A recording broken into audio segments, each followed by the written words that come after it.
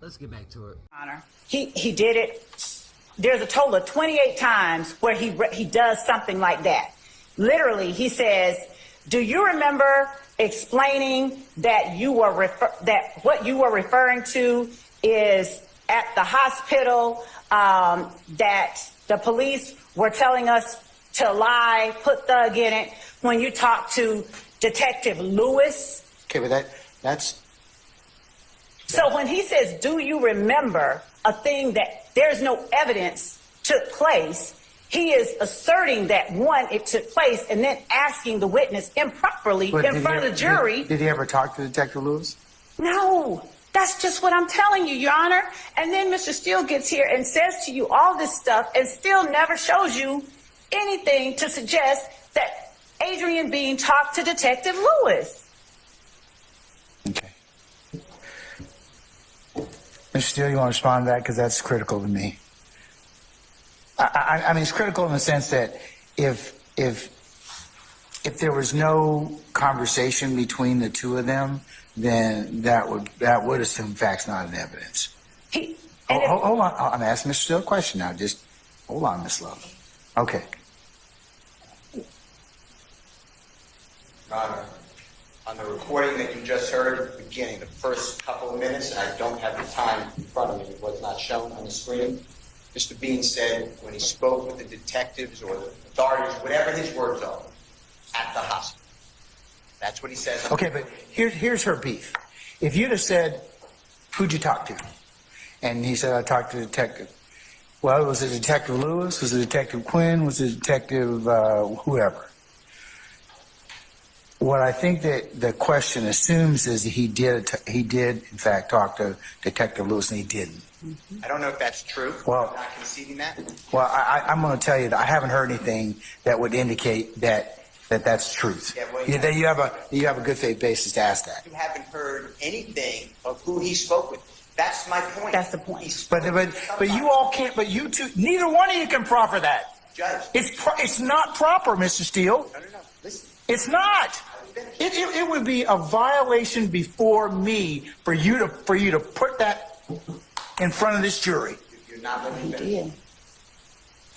In the September 17, 2000... You are saying to the court that you have a belief that there is another statement out there. There's not. How could you say that? Because it hasn't been brought up. If it gets brought up, then we'll correct it at that point in time. But right now, I'm going to direct you not to inquire that line. You don't have a basis to do so. Not true. Well, go ahead and make a statement and see what happens. Your Honor, listen. Go ahead and make the statement in contravention to what I've just told you, and I'm telling you that you will have some problems in front of me. I'm trying to articulate to you. You have told me everything at this point. You have told me that there's got to be a statement. Now, if you find the statement, I will, one, apologize to you. Two, I will take corrective action. That's probably not going to be nice to anybody. But at this point, there's nothing for me to do other than if you don't have a good faith basis to do it, you can't ask the question. Your Honor, listen. There is a recording between Detective Quinn and Adrian Bean where Adrian Bean says, "I lied to your..." But we don't know what he lied about. He says he lied about who he's talking about, the car. But we still don't know whether or not he had a conversation with Detective Lewis. And I made it clear. It's 10 years ago. But you said you had, in your conversation with Detective Lewis, that's what you proffer. I said, or any other detective or law enforcement. Read the transcript. I made it clear. I don't know. He doesn't remember names. He says it was Detective Quinn. Also, on the recording, on Sunday, January 22, 2023, Mr. Bean is the one who said this happened in the hospital. Your Honor, I'm the one complaining about I don't have the statement. I've been asking for it. This is Brady. Clearly there was a statement made. We don't, but we don't know if there's a statement. You're supposing there's a statement, okay? And there may be. And you know what I said? And you know what I said earlier?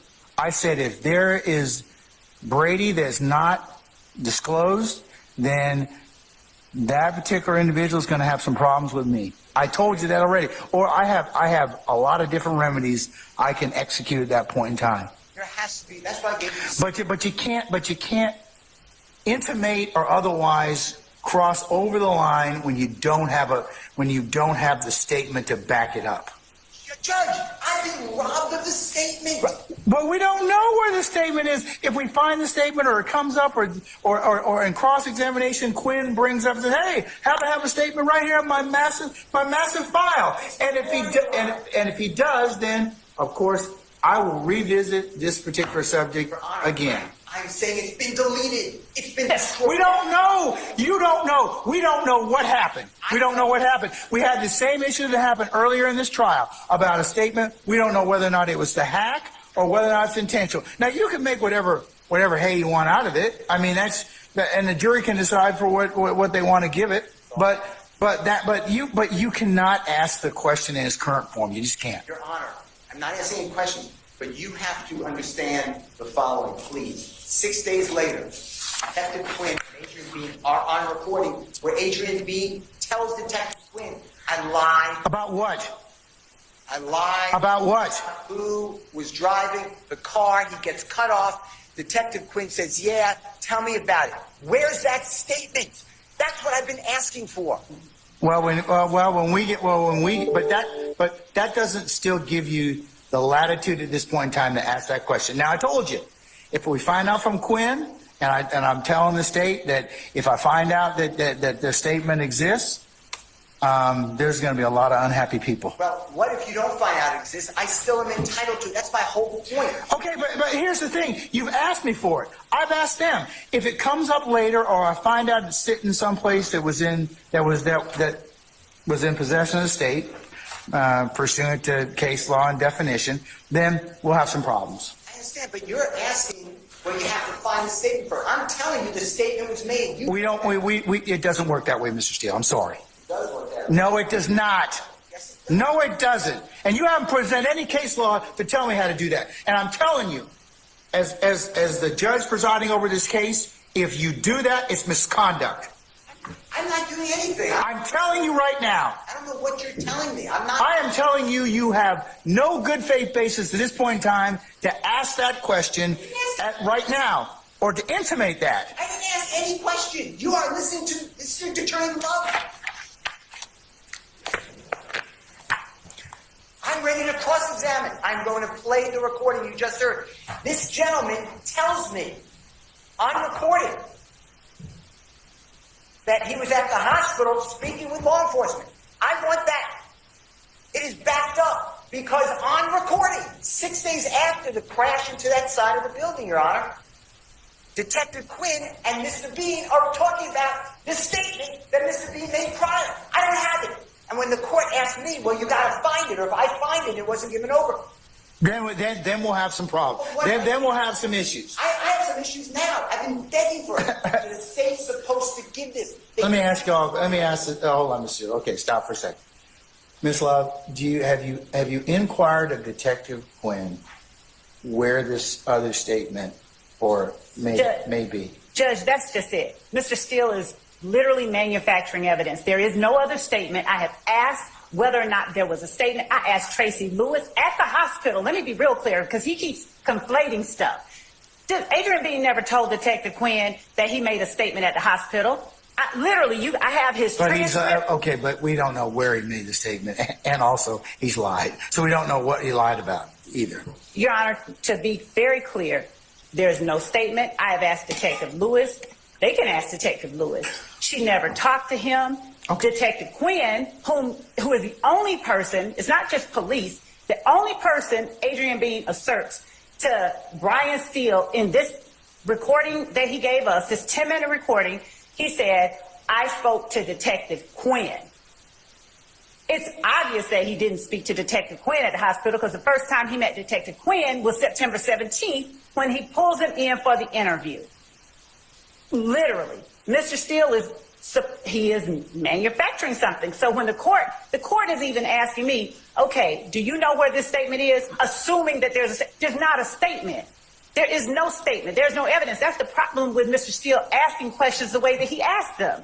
He is assuming facts that are not in evidence. And he is usurping the jury's province and their ability to discern and weigh evidence because he is injecting assertions into his questions about things that don't exist. Similarly, he says, do you recall explaining that you made calls from the Fulton County Jail that you knew were being recorded to support your lie to the police that Jeffrey was involved on September 11, 2013? That's what he asked the witness. You heard the interview. He doesn't say that anywhere in that interview. This is the kind of manufactured evidence Mr. Steele keeps putting in front of the jury. He never said that during the interview, yet that's the question. That's the question Mr. Steele asked Adrian Bean on the stand. Nothing like that ever happened. And his conversation, during his cross-examination of Adrian Bean, the cross-examination is replete with examples just like that. There is no statement. He can't sit there and say there has to be a statement and then ask the question as if there is one, because that's improperly asserting to the jury something that isn't factual. There's no evidence of it. So to answer the court's question, of course we have asked who spoke to whom. Did Tracy Lewis, did you speak to Adrian Bean? Tracy Lewis, I talked to Walter Murphy, and I put it in my report. I made a report of that. Calhoun, did you talk to Adrian Bean? I talked to Frederick Prothro. Here's my recording of that. Detective Quinn, and then this idea of destruction of evidence, that is the fallacy that is getting thrown around. That's the problem with asserting facts not in evidence. That's the problem with them being allowed to ask those kind of questions. Do you destroy evidence? Nobody has said anyone destroyed any evidence. Eduardo Navarro Flores said he heard that Detective Quinn had erased the interview. Well, then why all throughout Detective Quinn's report does he refer to the lie that Eduardo told in the first place? How is that destroying evidence? But they're trying to create a narrative for the jury of things that don't exist, a narrative that somehow the state destroys evidence. There's been no evidence, no suggestion that the state has destroyed any evidence, but they're going to ask it a million times. So that's what Mr. Steele is doing with this whole statement at the hospital. He's going to ask it a million times. So the jury's sitting there going, well, where is it? And then in the end, $100 says that he gets up there and says, they destroyed the statement from the hospital, knowing he has no evidence that one even exists. With Detective Lewis, and certainly not Detective Quinn, who is the only person Adrian Bean tells Mr. Steele, at least in the portion of the recorded interview he gave me. I don't know what else he told. I don't know what Mr. Steele told Adrian Bean. But it's obvious that he's leading him through the interview that the court heard. And even being led, Adrian Bean does not let up on his assertion about Detective Quinn. Mr. Steele tries to get him to change it. You mean somebody else, other police, no, just Detective Quinn. So this idea that he has a right to ask questions that assume things that are not in evidence, that he has not put in evidence, that he cannot expect to be put in evidence, is ludicrous. And to assert that the state is trying to hide something because he wants to taint the jury's mind, taint the fact finders with falsehoods, and somehow, I guess that's the way he wins cases. I don't know. But, Your Honor, I'm flabbergasted. The number of times he asked Adrian Bean questions that assumed facts that are not in evidence is just staggering. It's just staggering. I'm simply asking that Mr. Steele be precluded from asking those kind of questions.